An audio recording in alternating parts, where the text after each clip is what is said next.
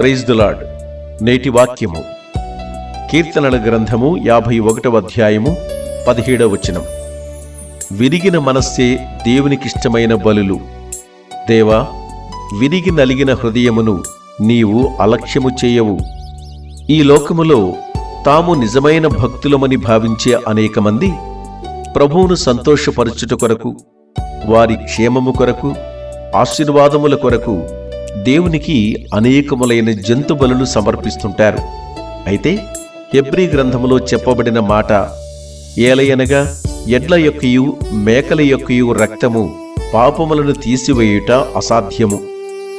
ఈ బలులను దేవుడు ఎట్టి పరిస్థితుల్లోనూ అంగీకరించడు. విరిగి నలిగిన మనస్సే దేవునికి ఇష్టమైన బలి.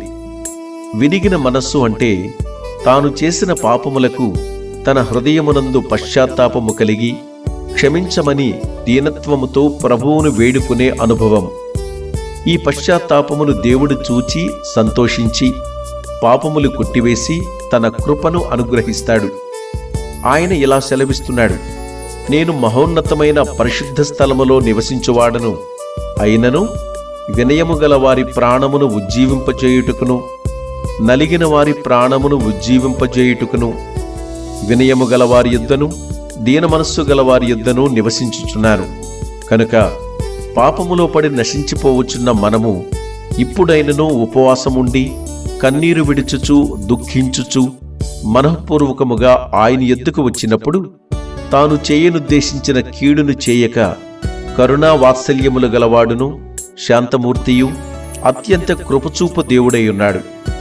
చేసిన పాపం నిమిత్తం నిజమైన పశ్చాత్తాపం, దుఃఖం కలిగితే ఆ పాపిని దేవుడు క్షమిస్తాడు, స్వీకరిస్తాడు. పశ్చాత్తాపం లేకుండా ఏ విధమైన బలి అర్పణ ఆయనకు ఉపయోగం లేదు. కనుక మన వస్త్రములను కాక మన హృదయములను చింపుకొని ఆయన తట్టు తిరుగుదాం. ఆయన కృపకు పాత్రులుగా ఉందాం. ఆమేన్.